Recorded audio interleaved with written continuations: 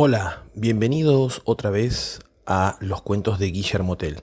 Hoy voy a seguir con el capítulo 10 del libro llamado Mentiras, Fantasías e Iniquidades del Imperio de Speleta y sus estados satélites.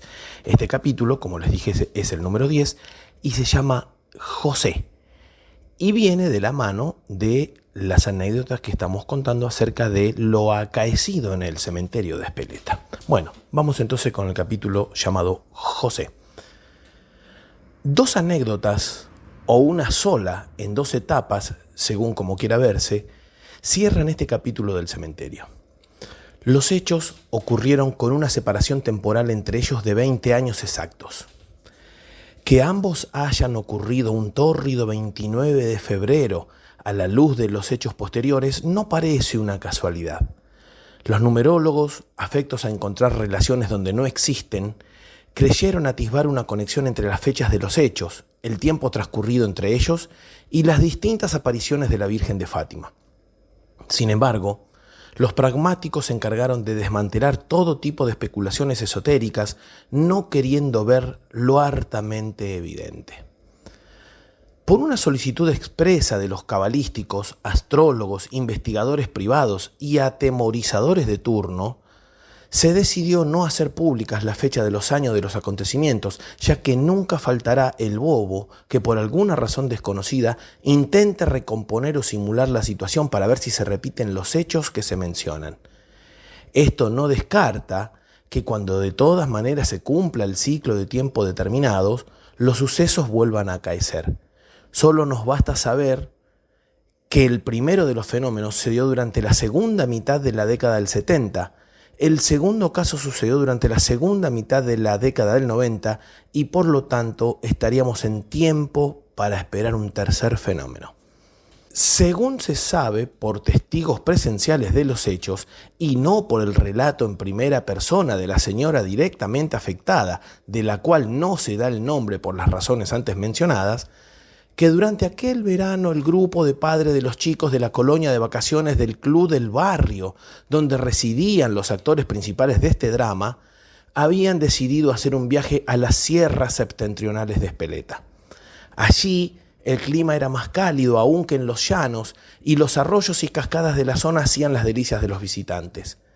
La multitud de chicos de la colonia era controlada y vigilada por la atenta mirada de un grupo de padres que se habían hecho responsables de la seguridad del grupo, en colaboración con los directamente destinados a tales fines, designados por el club. Entre ese grupo de padres estaba la madre de José. El nombre es ficticio y fue modificado por razones obvias. La madre de José era una mujer joven y extremadamente reservada. Poco se sabía de ella más allá de su férrea fe en los evangelios y del hecho de que nadie conocía al padre de su hijo. Su bajísimo perfil no era el más adecuado para estar al frente del cuidado de un grupo de chicos, ya que la única forma de guardar cierto orden era gritoneando a la tropa. Pero en el fondo todos sabían que había ido solo a proteger a su hijo, que era lo único y más importante que tenía en su vida. Por su parte, José era el mal encarnado. Era el típico pendejito hijo de puta que no terminaba de hacer una maldad, que ya estaba pensando en la siguiente. Un tipo capaz de ponerle mierda en los chupetes a los bebés solo para verle las caras de asco, o de sacarle los ojos a los gorriones y lanzarlos al aire para ver qué hacían las pobres aves invidentes. De alguna manera extraña, todos sabían que esa combinación de madre e hijo no podía terminar bien. Una de las mañanas, muy cálida ella, se programó la visita a una de las cascadas de las sierras de Speletas. Al transitar el grupo por el pequeño puente sobre un arroyo torrentoso que desagotaba el agua de las cascadas, José pareció hipnotizarse por la imagen imponente y por el ruido ensordecedor del agua por entre los barrancos y las piedrotas enormes del fondo del cauce. «¡Ma! ¿Puedo tirarme al agua como Tarzán?», preguntó ingenuamente José. «No, mi amor, el puente está muy alto y además el agua corre muy fuerte, podés lastimarte», trató de explicar la madre en su habitual tono suave, dulcísimo e inefectivo. «Pero yo me voy a tirar igual», repuso José con su natural tono dominante. ¡Vamos, vamos que seguimos!, gritó la voz de uno de los que estaba a cargo del grupo y que venía cerrando la fila y había visto toda la situación. Los testigos de los hechos aseguran haber presentido lo que iba a suceder. Con el tiempo, se supo que todos temían lo mismo. Todos, excepto la madre de José. Por las noches, en el campamento solía hacerse una fogata donde se cantaba y se contaban cuentos y anécdotas para entretención de los chicos. Alrededor del fuego, algunos de los mayores tocaban la guitarra. Era este un momento que todos disfrutaban y que hacían las veces de cierre de la jornada hasta la mañana siguiente. José, que no podía estarse quieto, le dijo a su madre que iría hasta la carpa a buscar una pequeña guitarrita de juguete que había llevado entre sus pertenencias, ya que quería ser parte de la guitarreada nocturna. La carpa de José y su madre estaba a escasos 10, a lo sumo 20 metros de la fogata, por lo que la madre le dijo que fuera, pero que volviera inmediatamente. El chico agarró la linterna que estaba junto a su mamá y partió raudamente hacia la carpa, y pronto la noche le impidió a la madre poder visualizarlo. La carpa no era muy grande y tampoco habían llegado tantas cosas como para que el chico se demorara más que un par de minutos. Por eso, cuando transcurrió un tiempo mínimamente prudencial, la madre fue en dirección a las tiendas que rodeaban las fogatas para ver dónde estaba su Josecito. Los gritos de la madre sacaron a todos de su éxtasis musical para salir corriendo para el lado de las carpas. En un segundo, un manojo de haces de luz proveniente de las respectivas linternas creó un oasis de luminosidad alrededor de la madre de José, que a lágrima tendida decía: «No está». «¿Cómo que no está?», preguntó uno de los padres. «¿Dónde debería estar?», consultó otro sin tener muy claro qué era lo que realmente estaba pasando. Tras la explicación de la madre acerca de lo sucedido, uno de los padres, que naturalmente asumió el rol de líder, organizó pequeños grupos de 3 adultos para recorrer el predio del camping para ver dónde podía estar el chico. Al cabo de media hora, todos los grupos habían vuelto a la fogata sin novedades del paradero de José. Sin saber muy bien qué acciones llevar a cabo, decidieron dar aviso a la policía local para ver dónde había podido ir a parar el chico o si había sido víctima de algún rapto. Entre declaraciones y papeleo burocrático inútil, pero obligatorio, se les fue pasando toda la noche y con las primeras luces del alba ya había varios grupos de rescatistas que habían comenzado el rastrillaje por las zonas aledañas al predio. Si el chico se había perdido, no debería estar muy lejos y con la luz del día debería ser fácilmente localizable. Sin embargo, y esto los investigadores preferían no hacerlo público para no generar más caos, si el chico había sido raptado, no habría forma de saber dónde estaría en estos momentos. A media mañana, uno de los grupos de búsqueda se comunicó con el comisario y con la madre, que se habían quedado en el camping, que hacía las veces de centro de operaciones. Les dijeron que habían encontrado en el pequeño puente sobre el arroyo torrentoso que desagotaba el agua de las cascadas un par de zapatillas de un nene. Las zapatillas estaban prolijamente acomodadas al borde del puente, como si el dueño se hubiera tomado el trabajo de no revolearlas por ahí, dando la clara impresión de que no habían sido arrancadas violentamente de los pies, sino que habían sido deliberadamente puestas en esa posición.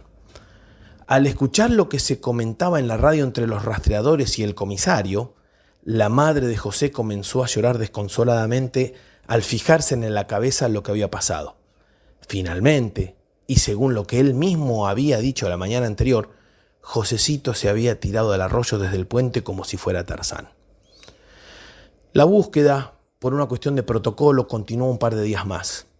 El hecho de no encontrar pruebas, huellas o rastro alguno que dijera otra cosa, y el no haber indicio alguno de haber algún captor, las hipótesis de trabajo apuntaron a que el chico se había ahogado en el arroyo. A esa altura de los hechos, el resto de la colonia había regresado a su pueblo de origen, quedando en la zona solo la madre de José. Se juramentó a sí misma no volver hasta que no hallaran el cuerpo de su hijo, y lo único a lo que se dedicó todos esos días fue a orar. No hay forma de saber cuáles eran las peticiones que la señora le hacía a su deidad de referencia, pero teniendo en cuenta los acontecimientos posteriores, podemos asegurar que las mismas fueron oídas. 2 semanas después de la desaparición del chico, un equipo de buzos tácticos estaba rastreando el fondo del dique donde desembocaba el trágico arroyo. Estaban seguros que encontrarían los restos del niño. Lo que no se esperaban era encontrarlo en las condiciones en las que lo hallaron. Las aguas del dique eran turbias porque los arroyos circundantes que lo alimentan arrastraban sedimento de las sierras. Sin embargo, esa mañana diáfana, las aguas eran particularmente claras y lo que vieron los buzos nunca más se borró de sus mentes.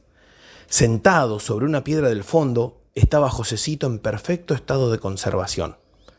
El tiempo transcurrido no había hecho mella en su cuerpo, que, nunca se pudo explicar a ciencia cierta por qué, no había comenzado el natural proceso de descomposición y los peces no se habían alimentado con él. Inclusive estaba aún con la guitarrita de juguete en la mano, como esperando que alguien lo fuese a buscar para volver al lugar de donde nunca debió irse.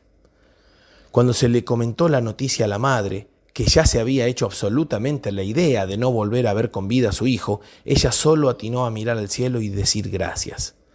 Los testigos no pudieron entender en ese momento por qué agradecía a la madre de José, pero cuando se conocieron las anómalas circunstancias del hallazgo, muchos lo atribuyeron a las peticiones de la madre. Tras el papeleo atinente al traslado del cadáver, la madre llegó con el cuerpo de su hijo al cementerio de Espeleta, donde los hechos se desencadenaron de forma misteriosa. Los sucesos acaecidos nos llegan a través de los relatos de los enterradores que estaban en la escena, ya que la madre, con su habitual reserva y mutismo, nunca comentó nada acerca de lo que pasó y los motivos que los produjeron. La ceremonia de inhumación se realizó en la más absoluta de las soledades, en parte debido a que el accidente había sucedido lejos de la zona de residencia habitual de aquellos que habían participado de la excursión en las sierras, y por ende todos pensaban que el pobre chico había sido enterrado en dichas sierras, y en parte porque la madre no le comunicó a nadie que había trasladado el cuerpo de su hijo hasta el cementerio de Espeleta. El día de los servicios fúnebres era, como ya se mencionó, un tórrido 29 de febrero. Lo que no se mencionó es que el día era nublado y bochornoso.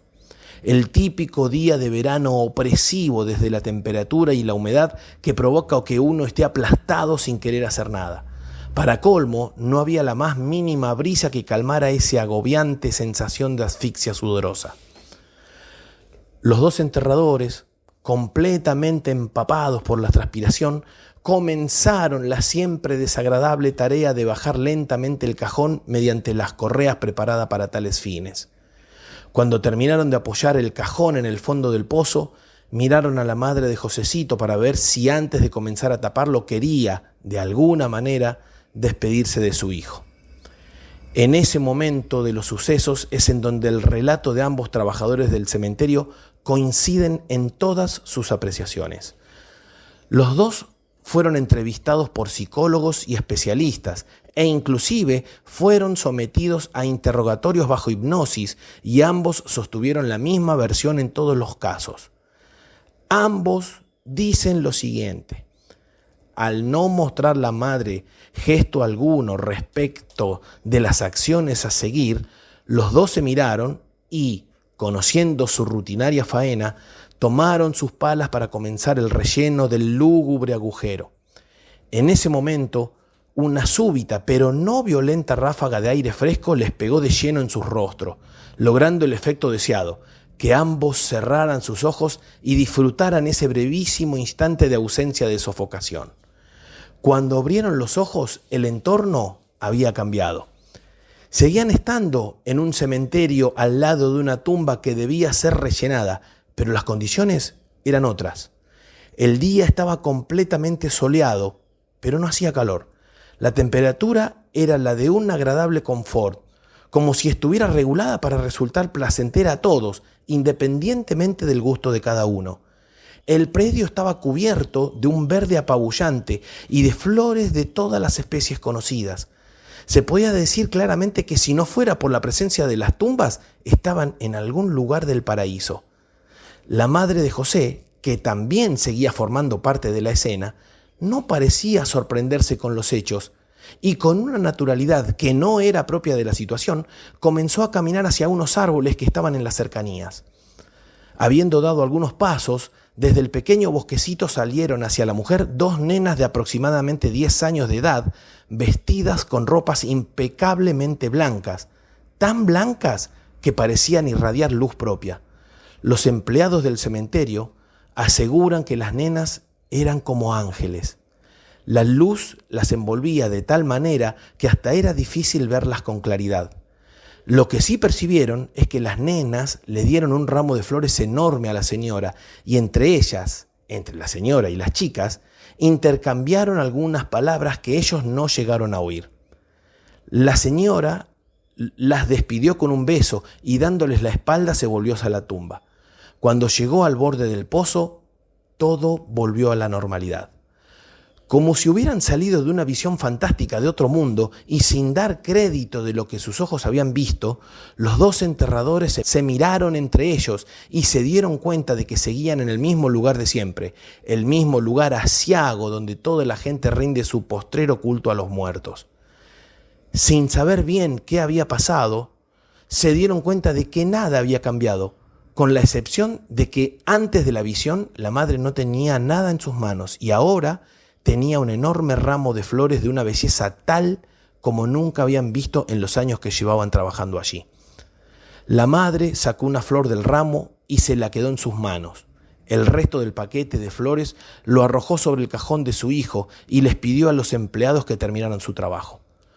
Una vez cubierta la tumba con toda la tierra correspondiente, clavó en la tierra desmenuzada la flor que se había guardado y se fue sin mediar palabras. El resto de las personas que ese día estuvieron en el cementerio dicen no haber visto nada anormal, más allá de que fue un día particularmente cálido. Los empleados que presenciaron el supuesto milagro dicen que la única prueba tangible de que sucedió lo que ellos dicen es el ramo de flores llegado desde el paraíso, que está enterrado junto al chico. Por supuesto, nadie iba a desenterrar el féretro para comprobar si había o no un ramo de flores de características impropias para la situación. Sin embargo, la flor que la madre clavó sobre la tumba prendió y se extendió por toda la superficie de la sepultura, cubriéndola con floraciones de una belleza tal como nunca se había visto en los años que llevaba funcionando el cementerio.